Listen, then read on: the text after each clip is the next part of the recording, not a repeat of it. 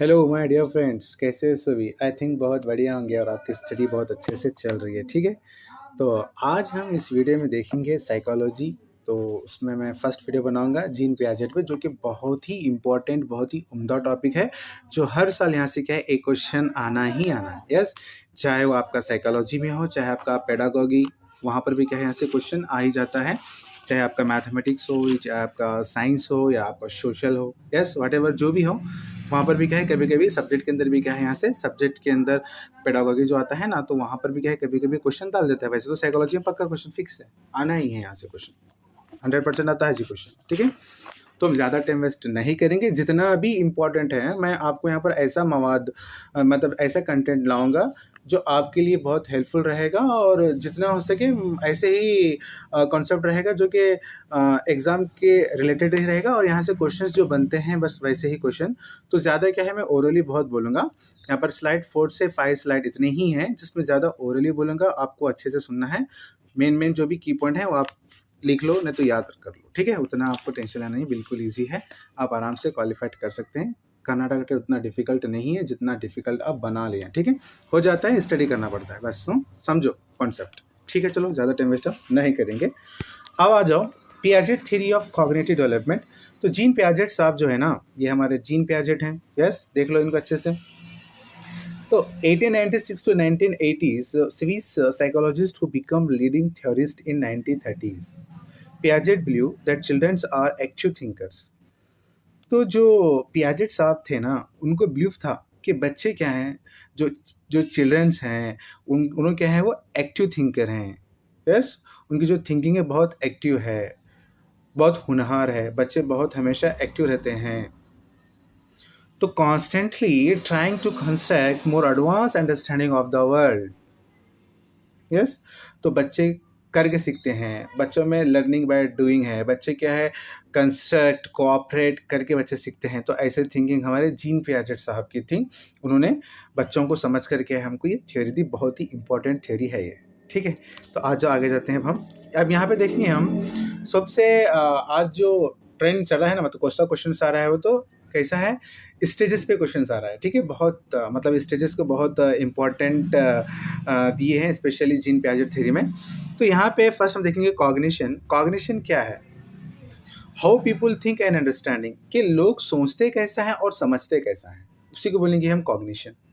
अब Piaget develop 4 stages, इनके 4 stages हैं। पहला है आपका सेंसरी मोटर स्टेज रहा इनका, सेकंड है प्री ऑपरेशनल स्टेज, थर्ड रहा कॉन्क्रीट ऑपरेशनल स्टेज, और 4 रहा फॉर्मल ऑपरेशनल स्टेज। तो टोटल 4 क्या है हमारे स्टेजेस हैं। तो हम इस वीडियो में सिर्फ मैं आपको स्टेजेस ही एक्सप्लेन कर दूंगा। ठीक है, और हम नेक्स्ट वीडियो में मिलेंगे नेक्स्ट। ओके जी, आ जाओ नेक्स्ट देखेंगे अब हम। ये है रहे हमारे 4 स्टेजेस। पहला स्टेजेस है आपका सेंसरी मोटर स्टेज, जो कि है आपका from birth to about 2 years, यानी कि पैदाइश से लेकर 2 साल तक आपका सेंसरी मोटर स्टेज रहेगा। और जो सेकंड वन है वो है आपका प्री ऑपरेशन स्टेज, वो है 2 से 7 साल, यानी कि 2 to 7 ईयर्स तक रहेगा। उसके बाद है कॉन्क्रीट ऑपरेशनल स्टेज, जो कि 7 ईयर्स से लेकर 11 ईयर्स तक रहेगा। और लास्ट वन है आपका फॉर्मल ऑपरेशनल स्टेज, जो कि बहुत ही इंपॉर्टेंट है, यहाँ से क्वेश्चन पूछ लेता है। तो ये है 11 साल से लेकर 15 साल तक, हम ऐसा बोल सकते हैं कि एडोलेसेंस से लेकर अडल्टहुड तक क्या है, ये फॉर्मल ऑपरेशनल स्टेज है। ये 4 स्टेजेस रहे इनके। तो पहले स्टेज में क्या है, देखो मैं बस ज़्यादा ओरली बोलूँगा, मैं आपको अच्छे से सुनना है, बस यहाँ पर थोड़े थोड़े ही पॉइंट हैं, बट मैं आपको ज़्यादा बोलूँगा और थोड़े बहुत एग्जाम्पल ही बोलूँगा। ठीक है, अब यहाँ पे देख लो, जो सेंसरी मोटर पीरियड है ना, first one sensory motor period में देखो, coordinations of sensory input and motor responses, development of object permanence. मतलब क्या है, सेंसरी मोटर पीरियड के अंदर क्या है, इसके अंदर लास्ट में क्या है, ऑब्जेक्ट परमानेंस क्या होता है, डेवलप होता है। ये तो बात आपको समझ में आ गई। बट इसमें करना क्या है, अभी जो coordination of the sensory input and motor responses है ना, तो ये इसमें क्या क्या आता है, तो इसमें क्या क्या आता है, at birth the infant exhibits a limited number of uncoordinated reflexes such as sucking, looking, reaching and grasping। ये बहुत इंपॉर्टेंट पॉइंट है, ये 4 पॉइंट्स आपको अच्छे से याद रख लेना है। ठीक है, कौन कौन से बोला मैं आपको, सकिंग,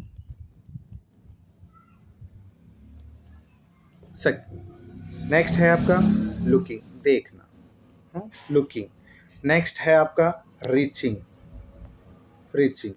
नेक्स्ट आता है आपका ग्रेस्पिंग। बस ये आते हैं बेटा, ये कीवर्ड्स हैं, या तो ये जितने भी कीवर्ड्स आते हैं ना आपको नजर आते हैं, सकिंग, लुकिंग, रीचिंग, ग्रेस्पिंग, ये सभी किस में आते हैं, हमारे सेंसरी मोटर स्टेज में आते हैं। अब इसके अलावा सर इसमें और क्या याद रखना चाहिए? यस, ऐसा है ना।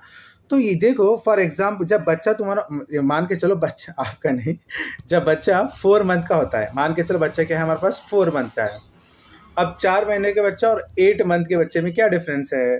4 मंथ का बच्चा क्या कैसा रहता है during the next 4 month? The uncoordinated reflexes are coordinated into simple schemas, prodding the child with a general potential to perform certain classes of behavior. जैसे मैं आपको एग्जांपल बोलूंगा, एक एग्जांपल के तौर पे देखो, the infant not tries to suck anything which is put into his mouth, stares at whatever he sees for everything and grabs all that is put into his hand. तो जब 4 month का बच्चा रहता है एग्जांपल के तौर पर, चाहे उसके सामने कोई भी तुम्हें खिलौना फेंकेंगे, चाहे कुछ भी, वट जो उसको दिख रहा है वो अपने हाथों से ले लिया, तो सडनली क्या है वो अपने हाथों से लेगा तो सीधा क्या है वो मुंह में डालेगा। मतलब वो क्या खाने की चीज़ है उसको पता नहीं, खेलने की चीज़ क्या है पता नहीं, जस्ट उसको क्या करना है, कोई भी चीज़ दिखी तो उसको मुंह में डालना है, बस खत्म, दैट्स इट। उनकी इतनी ही थिंकिंग रहती है बेटा। यस, जो देखते हैं उसको चूस लेते हैं, यानी कि ग्रैब्स, ग्रैस्पिंग। यस, तो याद रख लो, sucking, looking, grasping is very important. ये जो की पॉइंट्स हैं बहुत इंपॉर्टेंट है बेटा। ये किस में आते हैं? सेंसरी मोटर स्टेज में। खैर, अब मान के चलो बच्चा अब 8 मंथ का है, बच्चा अब क्या है 8 मंथ का है। 8 मंथ में कैसा है? 8 मंथ में क्या है वही बोलूंगा मैं। By the age of 8 months, the infant is able to react to object outside himself. He begins to realize that the objects around him are separate from himself and they have their independent and permanent existence. Prior to such a development, his view of the environmental object is quite transitory. That is, what is out of sight is purely out of mind. बस उनका ऐसा दिमाग चलता है 8 month में। For example के तौर पे बोलूँगा, मान के चलो for example, if you hide a toy in the blanket, the infant will try to lift the blanket and search for the toy. पहले तो फर्स्ट एग्जांपल ऐसा रहेगा कि जब बच्चा 8 मंथ का रहता है ना, तो मान के चलो for example, if the infant is playing with a toy, मतलब जब बच्चा खिलौने के साथ खेल रहा है, and you pick it up, उसको उठा के रखे, हाइड इन समवेयर, उसको छुपा लो, छुपा के रखे, while allowing the child to watch your act of hiding the toy, he will at once forget about it. मतलब बच्चों का माइंड कैसा था, कोई भी चीज़, अब हम बोले, अब बच्चों को बोलते हैं कोई भी चीज़ है, बच्चा जिद करता है, मुझे मतलब रोता है, तो बोलते हैं मतलब कोई एक टॉय सामने रखे, हाँ कबूतर ले गया, हाँ कौवा लेके गया, तो बच्चा ऐसा बोलकर उसको हम चीज़ को छुपा देते हैं, तो बच्चा हाँ शायद उसको याद चलेगा, हाँ याद गया उसको। बच्चा तभी रोएगा तब वो चीज़ देखेगा, अगर वो सामने से हम उसको छुपा के रखें तो उसको याद नहीं रहेगा। समझ रहे हैं? ये कब होता है? सेंसरी मोटर स्टेज में। और मैं इसके अंदर आपको इतना ज़्यादा सोचने की ज़रूरत नहीं है, बस 3 की पॉइंट्स याद रखो, सकिंग, लुकिंग, रीचिंग, ग्रेस्पिंग। ये जितने भी चीज़ें हैं जो छोटे छोटे काम हैं वो सब किस में आते हैं? सेंसरी मोटर स्टेज में आते हैं। और एक इसमें सबसे याद रख लो, सबसे मोस्ट इंपॉर्टेंट इसके अंदर क्या याद रखना है बोला था मैं आपको लास्ट में, यहाँ पढ़े था ना इससे पहले हम, इनके डेवलपमेंट ऑफ ऑब्जेक्ट परमानेंस। जब लास्ट में जब बच्चा 2-2 साल के करीब रहता है ना, तो उनके अंदर ऑब्जेक्ट परमानेंस क्या होता है बेटा? डेवलप होता है। बस उतने को एक क्या है उसको अच्छे से एक याद रख लो, ठीक है। I hope you understanding. मुझे तो उम्मीद है कि आपको अच्छे से समझ में आ गया सेंसरी मोटर स्टेज होता क्या है, ठीक है। इसके अलावा और 2-3 पॉइंट देखेंगे हम यहाँ पे, देखो आपको समझ आएगा। Birth to 2 years, sensory motor stage क्या है हमारा? Birth to 2 years. Birth to 2 years हो गया knowledge gain through sense and motor movement. जो भी तुम्हारा मोटर जो हाथों से जो भी काम होता है ना, मोटर मूवमेंट्स वगैरह, ये सब किस में आएंगे? हमारे सेंसरी मोटर स्टेज में आएंगे। इसको अच्छे से याद रख लो, पैदाइश से, यानी कि बर्थ से लेकर 2 साल तक ये हमारा पीरियड रहेगा, ठीक है जी। अब यहाँ पर एक पॉइंट देखो, coordinations of sense with motor responses, sensory curiosity about the world, language use for demands. Yes, याद रख लो भैया। लास्ट में क्या है देखो, बोला था मैं आपको ऑब्जेक्ट परमानेंस इज डेवलप। इसमें क्या है? Object permanence is develop. तो मैं इसलिए बार बार बोल रहा हूँ कि बहुत बार आया सर, ठीक है। जो भी वर्ड जब रिपीट होता है ना, तो समझ जाना कि वो बार बार आया से होता है, ठीक है। तो इसलिए मैं इतना आपको बोल रहा हूँ, ठीक है। अब आ जाओ सेकेंड पे। सेकेंड देखेंगे हमारा, सेकेंड है हमारा प्री ऑपरेशनल पीरियड। अब प्री ऑपरेशनल पीरियड में क्या है, ये पैदाइश में यानी कि 2 से लेकर 7 साल तक, यानी कि 2 साल से 7 साल तक ये पीरियड होता है प्री ऑपरेशनल स्टेज। याद रख लो, जो पियाजेट है ना वो क्या है सीक्वेंस में, मतलब यहाँ से ऐसा ऐसा है ये बेटे, ठीक है, ऐसा जाता है, ठीक है, पहला इतना आके डायरेक्ट लास्ट को नहीं जाता, ठीक है, ये सभी के अंदर जाना पड़ता है, ठीक है। हमारे बच्चे होशियार हैं, उनके ऐसा कुछ भी नहीं है, वो अमेरिका में बच्चे बहुत फास्ट हैं, चीन में बहुत बच्चे फास्ट हैं, ऐसा कुछ नहीं है, कहाँ का बच्चा कैसा भी रहता है, बट जाना तो इसको इस स्टेज के हिसाब से ही है, ठीक है, ओके। हाँ, टाइम ज़्यादा लगेगा, ईयर्स वो बात और है, बट जाना तो उसको क्या है स्टेज वाइज ही जाना है, ठीक है। अब आ जाओ फिर ऑपरेशनल पीरियड्स के अंदर, developments of symbolic thoughts mark by irreversibility, centrations and egocentrism, centrations, irreversibility. अगर ये 3 वर्ड आपको नज़र आते हैं तो आपको जाना कहाँ पर है, प्री ऑपरेशनल स्टेज, जो कि 2 से 7 साल तक है, वहाँ पे जाना आपको। यानी कि while stepping into this stage, the child begins to replace direct action in the form of sensory or motor explorations with symbol. The learning of the language provides him with a good tool for thinking. He begins to afterwards to ask for some things rather than just reaching out to get it. In addition to words, his thinking is also characterized by other symbolic representations or images of the things in the environment.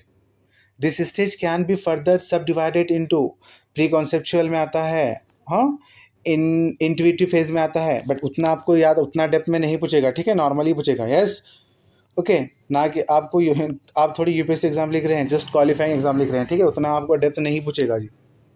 अब यहाँ पे आ जाओ, बस इतने अच्छे से याद रख लो। अब इसमें क्या है देखो,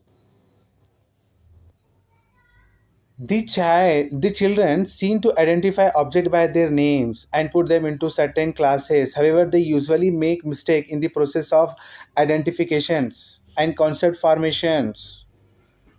जैसे कि उसको आइडेंटिफिकेशन करने में थोड़ा बहुत तो दिक्कत होता है, कॉन्सेप्ट फॉर्मेशन में दिक्कत, हाँ, उसको मिस्टेक होता है। जैसे कि मान के चलो, अब बोलते हैं ना बच्चे, जब मान के चलो बच्चा 4 ईयर्स का है, मान के चलो ये कैसा है बोला था मैं आपको, 2 से 7 साल का है। अब मान के चलो 2, 3, 4, मतलब ये बच्चा जब ये साल का है, अगर इसके सामने तुम बोल दिए, क्या बोल दिए मालूम है, वो मेरे, मान के चलो उसके जो फादर हैं, यस, मान के चलो उन फादर को क्या बोल रहा है, डैडी, वो मेरे डैडी हैं, वो मेरे डैडी हैं, वो मेरे मम्मी हैं, वो मेरे मम्मी हैं। मान के चलो 4 साल का बच्चा ऐसा बोल रहा है, वो डैडी हैं, वो मम्मी हैं। उसका कुत्ता का नाम है मोंटू, मान के चलो वो मोंटू है, जो भी है, बट एक डॉग का नाम कुछ भी रखे होंगे, चलो ठीक है। तो अब उसके जहन में क्या आता है मालूम है, they think all man are daddies, जितने भी मैन हैं वो सभी डैडीज हैं, जितने भी वुमेन हैं वो सभी मम्मी हैं, जितने भी डॉग्स हैं वो सब क्या है, मोंटू हैं।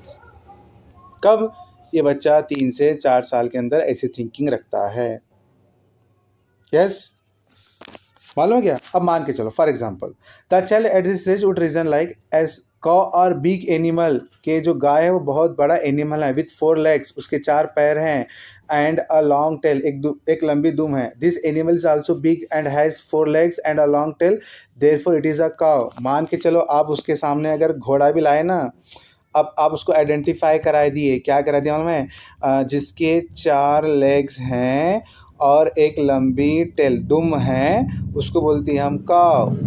बच्चा एक दिन क्या करा मालूम है, हॉर्स को देखा, घोड़े को देखा, घोड़े को भी 4 पैर हैं और उसको भी एक दुम है, तो बच्चा उसको भी क्या बोल रहा है मालूम है, घोड़ा नहीं, क्या बोल रहा है, काव। बस ऐसी थिंकिंग रहती है उनकी, हाँ, ओके।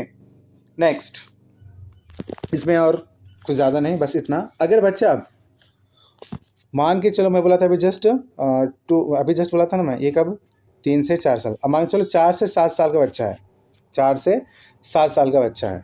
अब यहाँ पर क्या है, अब यहाँ पर कैसा है, तो the child progress towards in formations of various concept at a more advance level. For example, now he will agree that apples, orange and bananas, आपको मालूम है एप्पल, एप्पल, ऑरेंज, बनाना, सभी क्या बोलेंगे हम, फ्रूट्स। तो बच्चे को मालूम है ये सभी क्या हैं, फ्रूट्स हैं। बच्चे को इसमें मालूम होता है कि सभी क्या हैं, फ्रूट्स हैं। but the difference in their shape, color or taste. But what he think or solve at this stage, he carry out intuitively rather than its accordance with any logical rule. Consequently, as a Piaget concludes, the child thinking at this stage is not logical and is full of contradictions. It is clearly reflected in the absence in him of the two main cognitive characters, namely reversibility, ability to reverse, and conservation, ability to see an object is permanent even though its length, weight और shape changes.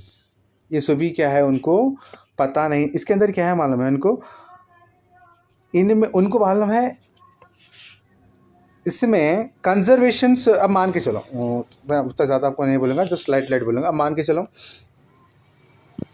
अब इसके अंदर इतना पानी है, समझो, मान के चलो इतना ही पानी है और ये भी कंटेनर है, इसके अंदर इतना पानी है. मान के चलो मतलब दोनों का शेप अलग अलग है.